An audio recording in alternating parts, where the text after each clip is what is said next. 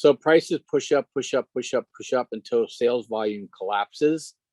And then once sales volume collapses, prices collapse. And so the best way of looking at it is if you like to, if you're a shopper, you go to the supermarket on Monday, okay? And if you want to buy your meat, then you start looking at what didn't sell over the weekend, and you're going to get some really good sales. So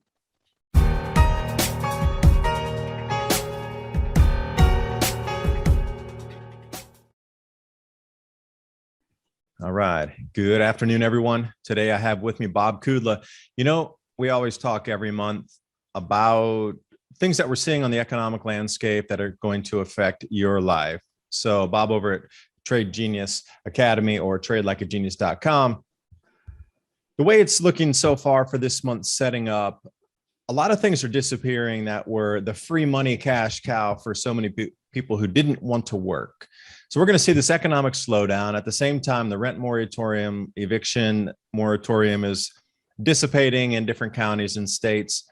The free money for unemployment, I think that has ended already or is going to be ending for so many of the extra amounts of money that allowed people to buy new boats while they were not paying their rent and living just on the high hog from government assistance. That's all going to end at the moment. But then we see how many family businesses were wiped out. We got the debacle going on in China right now. Not only the pullback of IPOs and foreign investment pulling back in, but it seems like the Lehman Brothers moment is happening there as well, where there's suspension of trading for bonds from different companies when they pledge those as collateral for loans, and now they're called back in, and there's a complete shattering and collapsing happening in China in the markets as well. And then at the same time, El Salvador went live with its use of Bitcoin today, but then the markets got absolutely crushed. And then all these stoppages and outages across Coinbase, Bittrex, Kraken, and so many other things that we're seeing that are beyond anomalous in the cryptocurrency sphere right now. You can't tell me that 4 exchanges are having problems at the same time here in the US just because of, is it 5? Yeah, what is going on here? I'm curious myself about the cryptocurrency. And again, Bob Kudla, tradelikeagenius.com. And away we go with some information that I think will help you get prepared for the changes that are coming. So you can look a little bit around the corner versus what the mainstream news is feeding you. Bob, welcome. Yeah. Hey, Dave. Thanks. So I called it the Biden Waterloo. So you put a stake in the ground, 3rd week of August, and the stock market hasn't really recovered from then. You know, they keep trying to lift these high beta, high cap games, names and trying to keep the game going. But the market's has been on a little slippery slope since then. Because I think when people lose confidence in the leadership of the United States, then you're going to lose confidence in the stock market. And that's what happened. If you look at Jimmy Carter and Joe Biden are such an eerie facsimile of each other that you have to pay attention to what's coming next. And what's coming next in the US market is higher energy costs, higher commodity costs, lower stock costs, higher misery. And then if it was just the United States, we could deal with it. But China is an incredible black hole. Your listeners will not find this anything new in my view. China is the ultimate Potemkin village. People talk about China being the next. Well, it's the next Ponzi. They make America's debt look like nothing. And so they have a company out there that you alluded to when you were giving your intro called Evergrande. Evergrande is $305 billion in debt. They constantly go to the commercial paper markets, which means it's the short-term funding market. They pay high interest rates, short-term funding. It's kind of like a honey to flies, except when things get bad, the honey has fly paper in it and people start getting caught in it. And that's what happened with Lehman, is that people were funding Lehman at high interest rates. Hey, this is great stuff. I'm getting 12%, 14%, 18%. I'm only at risk for a week. Well, today or yesterday, they stopped trading those bonds. They're calling it the $1 trillion mistake. It's going to make Lehman Brothers look like the mom and pop pizza place went out of business. Why that's important to crypto, and I think one of the reasons why crypto did this huge move down today, like just like kind of an out of the blue thing. You got to remember, some of these companies been using Tether, in their banking systems, and it's tied to maybe pledging Bitcoin as collateral and different things. And somebody got called on these things, and it wasn't just Bitcoin that fell. I've been trading Matic a lot lately. I'm so glad that my sell signal hit on Saturday. I got out at 175. I was on an interview this morning. I got off my interview and I'm like, why is Matic down at $1.11? That's how much these markets crashed within 15 minutes. Now they pulled back up again, but I think there's some short-term damage here. And the other thing about crypto, and I'm going to jump around here a little bit too. Mara and Riot were telling us last week that, especially Riot's been struggling of late, but this morning Mara and Riot weren't reacting positively to what I would say was a great crypto weekend of trading, pushed over 50,200. Matic hit back up to near its recent highs. Link was up at $35. All this good. Mar and Riot opened flat. I sold my Mar and Riot immediately at the open because they were telling me something was wrong in Bitcoin land. I had no idea what that was, but then we come to find out 2 hours later, we got this big sell-off. Well, Bitcoin kind of leads the stock market too. It's more sensitive to liquidity issues. And so now my expectation, the market sold today and it ended up on a downbeat too. So I'm thinking there's liquidity draining across the entire financial spectrum now. And I think it has to play itself out. So we could see this Evergrande thing taking a really, really nasty turn for the markets. And in that, we're going to see where the true safe havens are.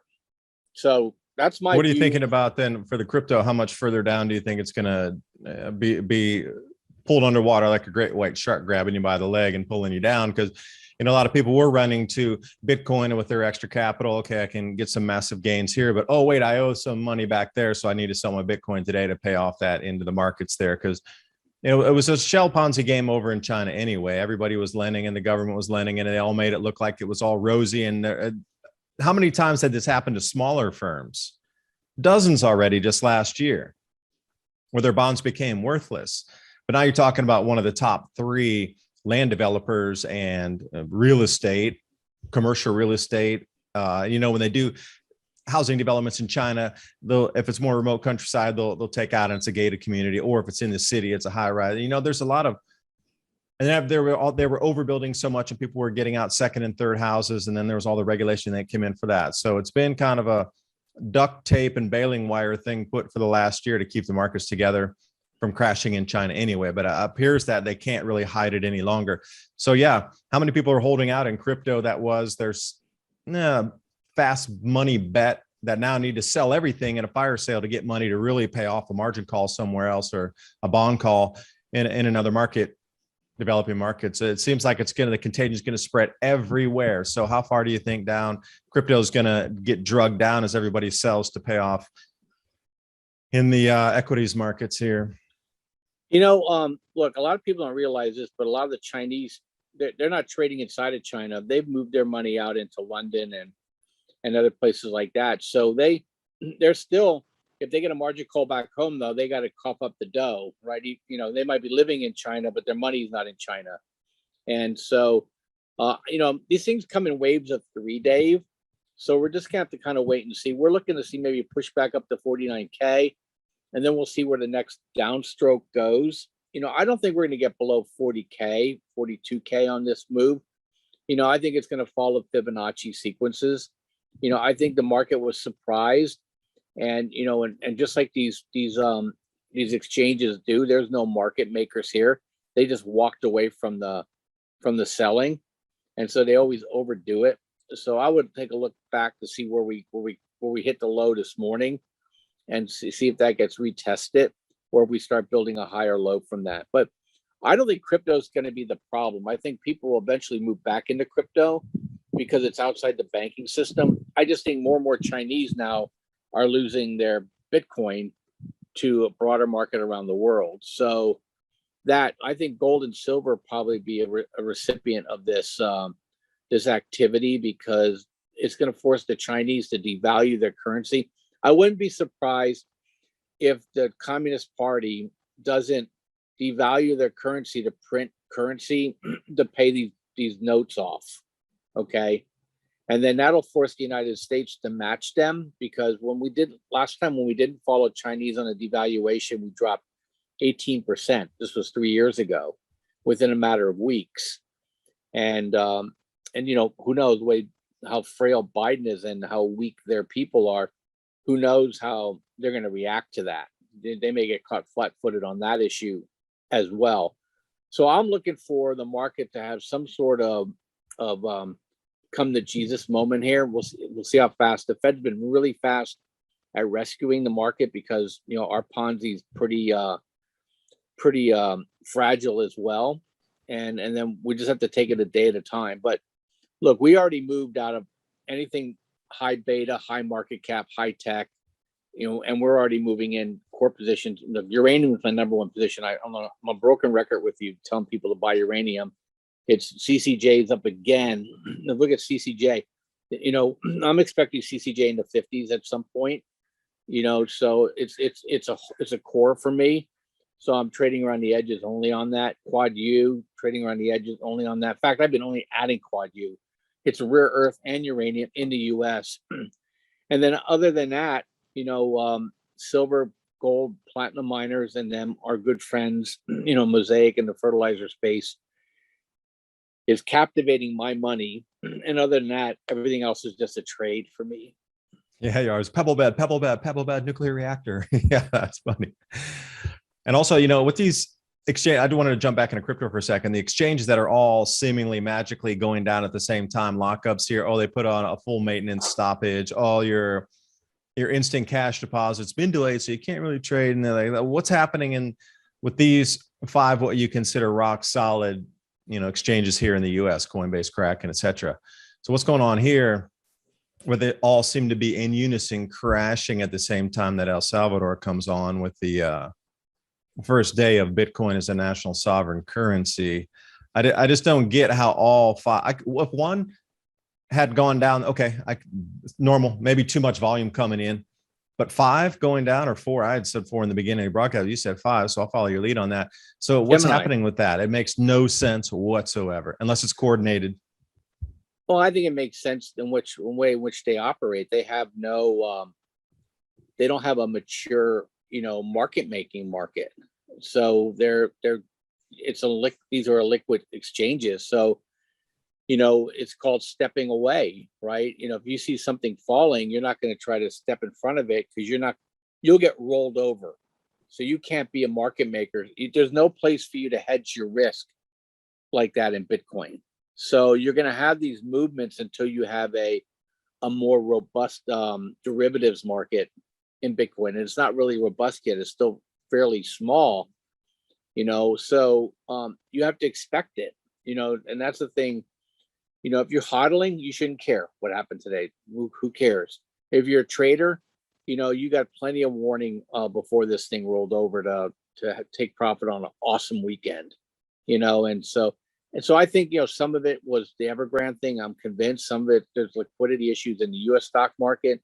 I'm convinced. And the third thing is that, I think the IMF is running a temper tantrum because El Salvador just stuck a plank in their eye and said, we may be going a different direction than constantly letting you indebt us. So I think it was all those factors. Plus, we broke out of a channel, that the $50,200 area is basically a big channel that we came up from 27K after we broke out of the falling wedge that we had a couple months ago. You got to realize we're up 50% in 1 month on Bitcoin.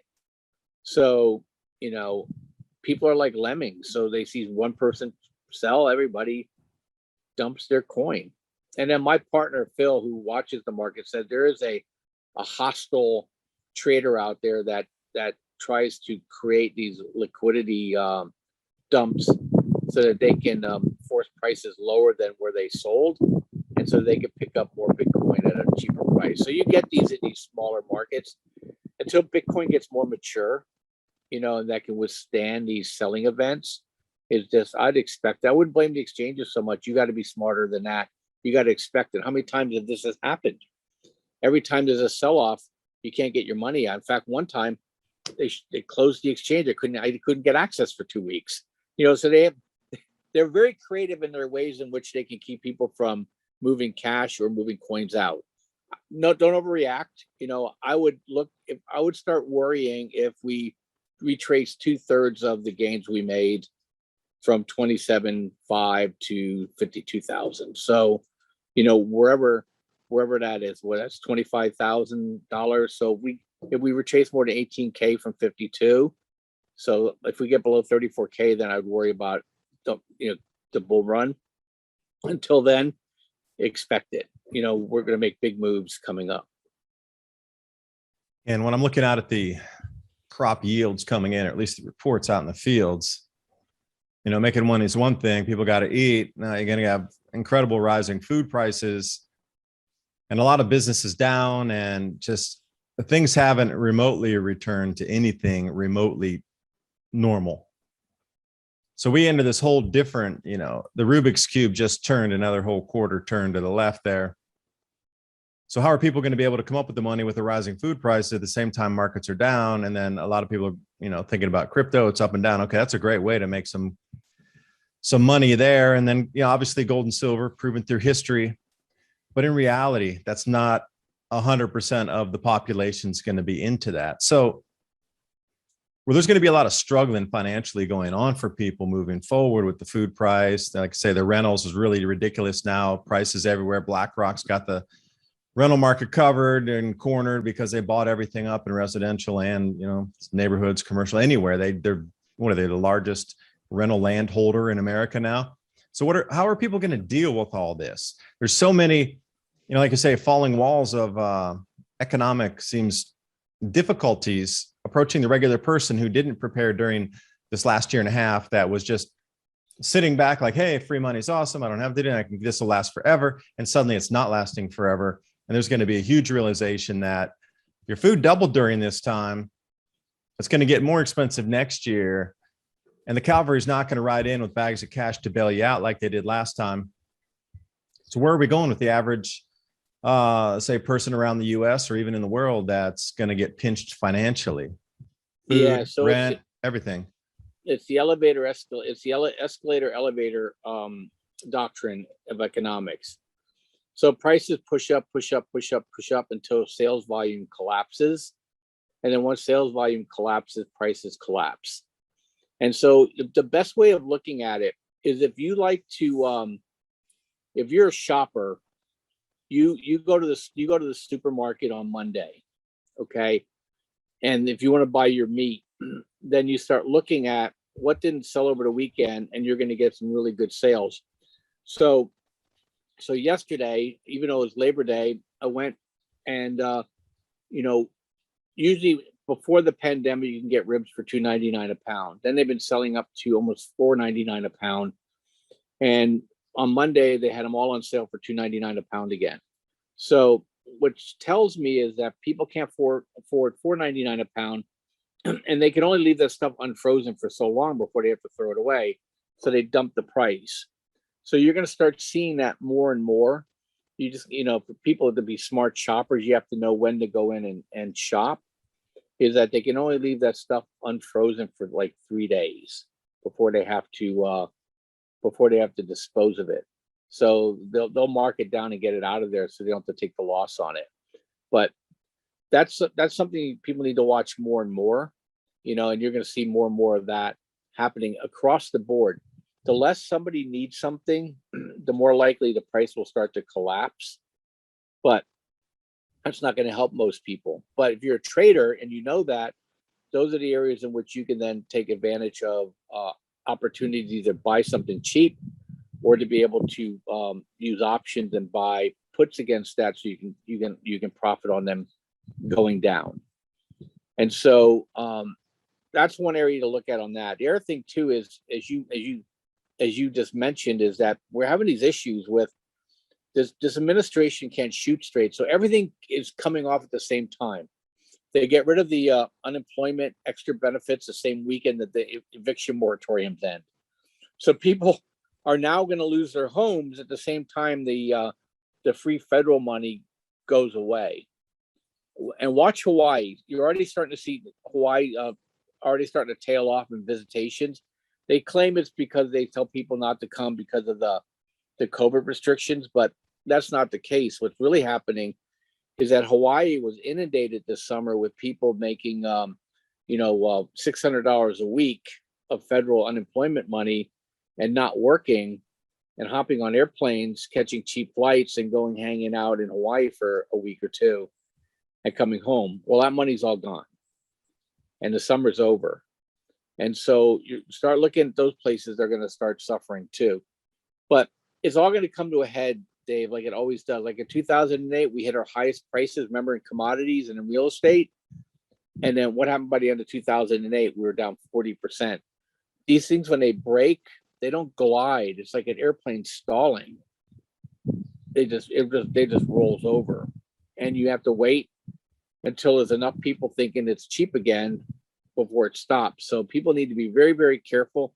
If you're a YOLO trader or a FOMO trader, you need to take a step back and let this market correct to where there's value and where there's going to be other traders. So that's the best I can tell you. I think we're going to in for a rough ride. I don't think Biden makes it to the end of the year as president. I think that's going to cause volatility. And I don't mean it for any other reason, is that I think his health is deteriorating. He didn't even know where his sister was married or when. You know what I mean? That kind of stuff. He starts telling a story and he goes off on a tangent. He's not showing up for work until 2 or 3 in the afternoon. So this stuff's all going to catch up, and people now are unhappy. He has a 30% approval rating, and it's not going to take long for people to say, hey, we're going to have to try to recover before the midterm elections here, and we can't have Biden as a millstone around our neck. We're going to have to take our shot on Kamala and coach her, and I think that's what's going to happen. But that's going to be very volatile. People don't like a president that can't fulfill their term. Okay. And if you notice, Trump's losing a lot of weight. Have you noticed that? He's looking really thin. And he's very confident. DeSantis is doing extremely well. He played the COVID thing perfectly. So I think we're going to go into this trough here, but I'm always positive. The only thing that I really worry about is if we don't have a lot of rain this winter in California, you're talking taking the biggest, most fertile food production area in the world offline. And that's why I was showing you my garden before you got started. Because it's been dented this year anyway, has it not? Like over there in California, what kind of reduction in crops have you seen firsthand or just heard stories of in the local news right there in California, in your neck of the woods, literally? Yeah, you don't hear too much of the percentages other than they just basically all the grasslands are dried up. So they're killing their livestock, which means it's going to be a 2-year, rotation in. Everything has to be brought in, now with grains.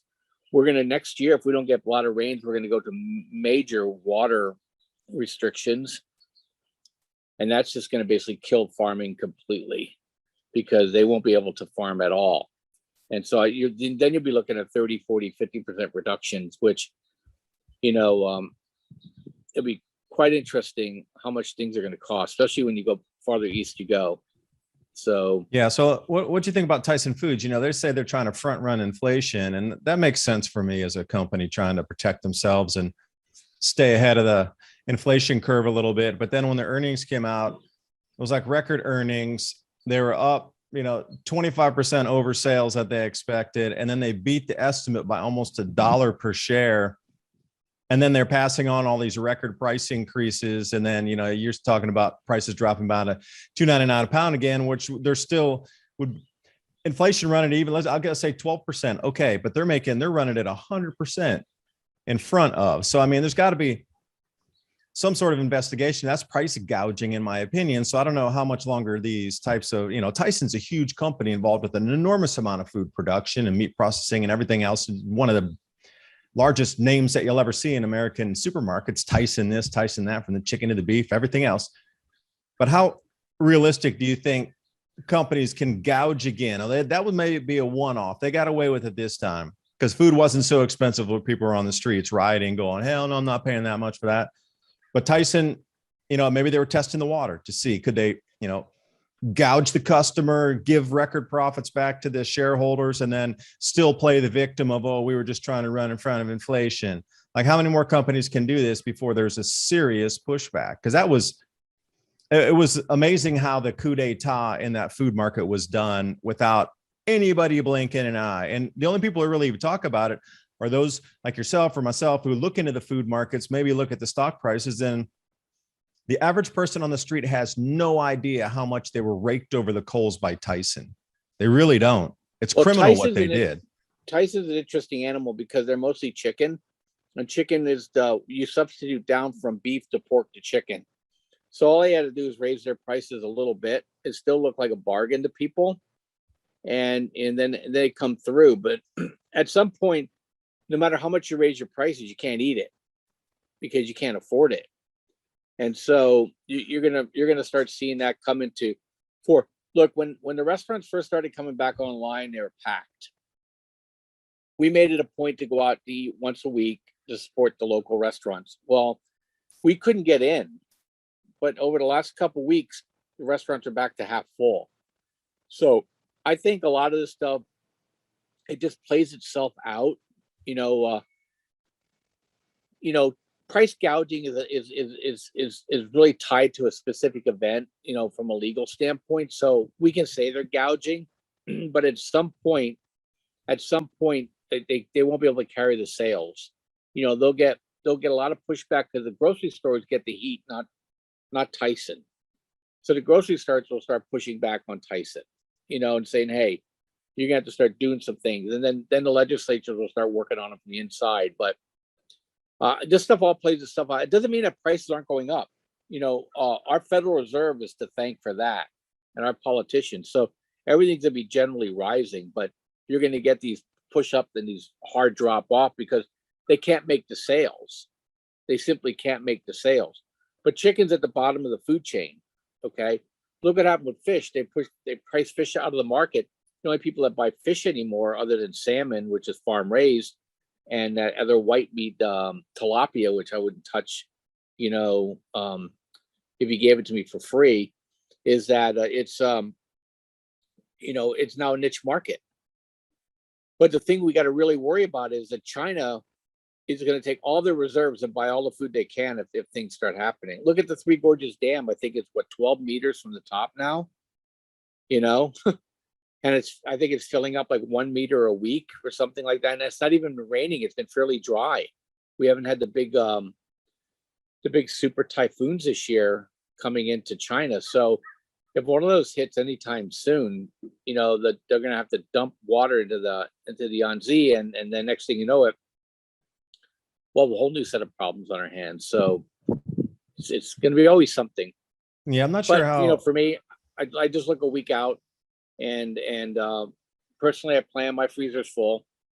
People's freezers need to be full, and and these politicians are doubling down on stupidity. Taking advantage of the higher prices to try to limit future demand. So you just gonna have to always be able to be one step ahead of them.